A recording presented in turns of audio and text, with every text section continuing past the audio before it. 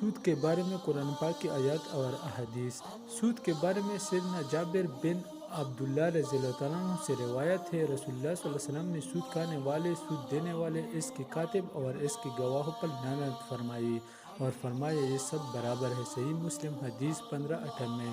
حدیث نمبر 2، سیدنا ابو ہریرہ رضی اللہ عنہ سے روایت ہے، رسول اللہ صلی اللہ علیہ وسلم نے فرمایا سود کے 70 درجے ہیں، ان میں سب سے کم درجہ ایسا ہے جسے کوئی اپنی ماں سے زنا کرے۔ سنن ابن ماجہ حدیث 2274۔ حدیث نمبر 3، سیدنا عبداللہ بن حنظلہ رضی اللہ عنہ روایت کرتے ہیں، رسول اللہ صلی اللہ علیہ وسلم نے فرمایا ایک درہم سود کھانا 36 بار زنا کرنے سے زیادہ بڑا گناہ ہے۔ مسند احمد صحیح الجامع 3375۔ خلاصہ، سود لینا، دینا، لکھنا، گواہ بننا سب حرام اور گناہ کبیرہ ہے۔ سود کی لعنت دنیا اور آخرت دونوں میں ہے۔ سود سے بچنا ایمان اور نجات کا ذریعہ ہے۔ چینل کو لائک اور سبسکرائب کر دیں تاکہ اور ویڈیو آپ تک پہنچ سکے۔